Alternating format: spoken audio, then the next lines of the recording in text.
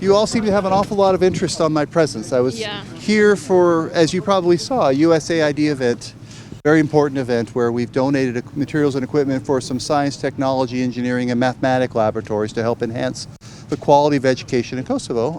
While the quality of education in Kosovo is good, it's quite good in fact, we take this opportunity to try to help enhance opportunities for young people across the spectrum of Kosovo to be able to realize their potential, which we have such a high belief in. So that's why I was here today.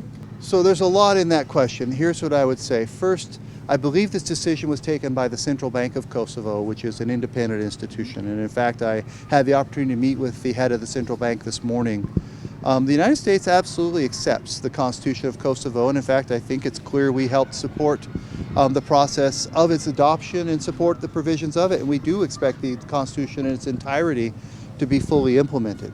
On this particular case, we believe these regulations may have consequences that have not been fully thought through. So what we're asking the central bank and the authorities to do is to postpone implementation on some of the provisions, to give some time to make sure they've done the preparation to ensure that affected populations are not negatively affected, that people who've been receiving payments in a certain way have arrangements to receive payments in another way, that there's no one who suffers as a result of this regulation.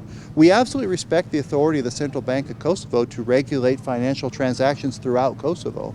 That is their responsibility and authority, and I believe part of this regulation goes at something that we and a lot of others have been asking for a long time, which is to ensure appropriate financial controls to avoid financial crimes, money laundering, terrorist financing, things like that.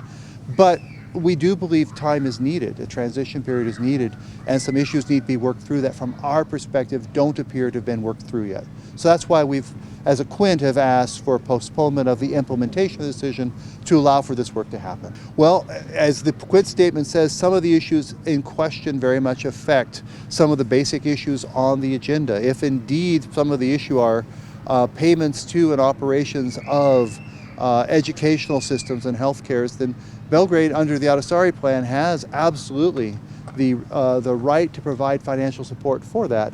And so the manner in which that is done also needs to be discussed to make sure that it is acceptable.